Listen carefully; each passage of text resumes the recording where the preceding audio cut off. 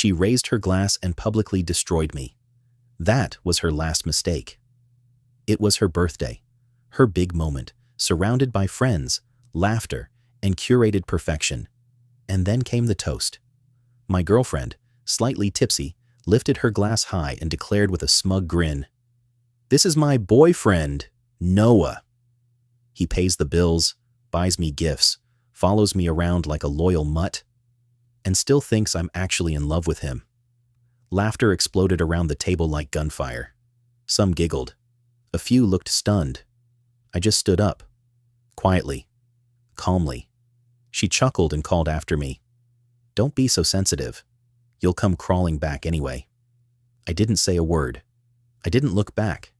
I simply walked out. This morning her mother showed up at my doorstep, eyes swollen, begging me to just call her. But I wasn't going to. Because this time, I wasn't going to crawl. I was going to rise. People say betrayal creeps in like a shadow. Quiet, unnoticed, gradual. A text here, lipstick there. But some of us aren't that lucky. Some of us get betrayed on stage, under spotlights, with an audience applauding the punchline. I'm 38. My name is Noah Clark. I'm a professional chef with a modest but thriving restaurant. Nothing fancy, just real food made with grit, sweat, and passion. After years of 80-hour weeks and skipping meals to serve others, I'd finally turned a corner. The restaurant had regulars. We were booked out weeks ahead. I was finally breathing. Then came Lana. Lana Russo, 34th architect. Polished, brilliant, impossibly poised. The kind of woman who makes heads swivel when she walks into a room. We met at a wedding. By the third date, I was done for. Within 3 months, she had a key to my place. Looking back, the warning signs weren't just there. They were flashing in neon. But love, or what I mistook for love, has a way of making you ignore red flags and paint them pink. She never moved in officially. Said she needed her own space to breathe. Still, I was covering both rents. I didn't mind. I thought we were building something real. Her birthday was last Saturday.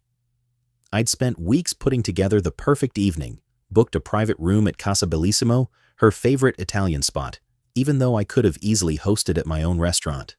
She didn't like mixing business with pleasure, so I respected that. 20 of her friends. A custom cake layered in gold leaf. $3,000 gone in a blink. But that's what you do when you love someone, right? Dinner went smoothly. Laughter, wine. Lana had been sipping Aperol spritzes like they were water. Not drunk, but looser, unfiltered. She sat at the head of the table, glowing, surrounded by friends from work, yoga buddies, her sister Mia, and college pals. Toast began. Her best friend, Elise, led with a wild spring break story. I followed, simple and heartfelt. Just told her how much I loved her and looked forward to many more birthdays together. Then she stood up. Glass raised. Smirk locked in place. Her hand landed on my shoulder. "This is Noah," she said. "The boyfriend who bankrolls my lifestyle, shows up when called, and still believes I'm actually in love with him." 2 seconds of stunned silence. Then laughter. Laughter that echoed like a slap across the face. Her sister looked horrified. I couldn't breathe. She rolled her eyes and muttered, "Relax, it was just a joke." But there was nothing funny about it. I placed my napkin down, got up, grabbed my coat. No scene, just silence. "Where are you going?" she asked, annoyed. "Home," I said, and as I walked away, she hit me with it. "Don't be so sensitive. You'll come crawling back anyway." The worst part? She meant it. Driving home, the silence inside my car was louder than any argument. I poured a bourbon, sat on my back deck, the one I built myself, and stared at the night sky. The past 3 years unraveled in my head like a cruel magic trick. All the little jabs, the condescension, the nights she worked late. The way she laughed when I talked about my dreams. How she never introduced me to certain people because I wasn't polished enough. She didn't love me. She loved the version of me that paid for her life. The texts started rolling in fast. From Lana. From her friends. Some angry, some pleading. I didn't reply. I just watched them come in like static. Sunday morning, I had clarity for the first time in years. I boxed up every trace of her. Clothes, makeup, jewelry. Even that overpriced stationary bike she used twice. Drove it all to her apartment. I still had a key. I stacked the boxes in her living room, placed her key on top, and left a note. This is me, not crawling back. Rent's paid till month's end. After that, you're on your own. By Sunday afternoon, she was melting down. Text after text. Calls. Then she started posting about me online, claiming I was having a midlife crisis, that I was ungrateful, that she was the best thing that ever happened to me. Her friends joined in, painting me as toxic and cruel. I blocked every one of them. But I kept her number unblocked. Not for communication, for documentation. Monday, I buried myself in work, told my sous chef Eric what happened. He nodded once and said, "She didn't deserve you, man." That's why I love kitchens. No nonsense, just truth. By Tuesday, she had mutual friends reaching out. Even they started backing off once I explained what happened. Then Wednesday came. The knock at the door. Her mother, Susan Russo, classy, warm. She always treated me like a son.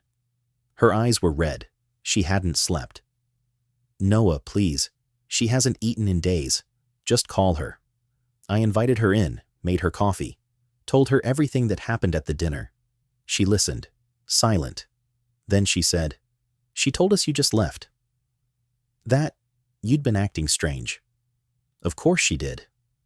"I cared about your daughter, Susan," I said. "Maybe I still do, but I can't stay with someone who would humiliate me and then expect me to apologize for walking away." Susan nodded.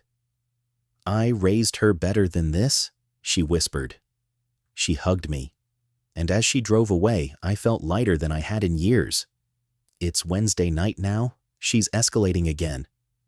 Her yoga instructor emailed my staff. Her sister called my brother. She drove past my house. Twice. I haven't responded. This silence, it's no longer empty. It's power. It's dignity. It's the sound of reclaiming your life. I used to think loyalty meant enduring anything. Now I know loyalty starts with self-respect. If you're out there loving someone who only loves what you do for them, not who you are, please hear me. You are not a doormat. You are not a bank account. You are not a fallback plan. You are worth real love. The kind that doesn't humiliate, that doesn't belittle, that doesn't ask you to shrink yourself just to fit in someone else's story.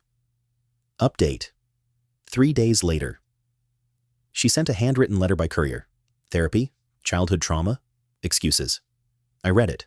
I didn't respond. Her sister Mia called to apologize. Said she's been warning Lana for years. Said this wasn't the first time. I believe her. I lawyered up. Ended every financial tie. Protected myself. Then I signed up for that advanced pastry course I'd been putting off for years. Turns out, when you're not spending thousands on someone who treats you like an accessory, life gets fuller. Final update. 2 weeks later. Lunch with Susan last weekend. She told me the truth. Lana has a pattern.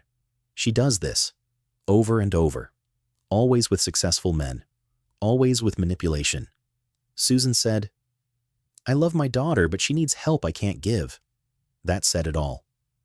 Lana's finally stopped contacting me.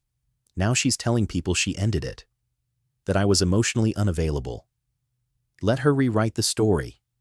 I'm rewriting my life. I've been on a couple of dates, taking it slow. But this time, the conversations are real.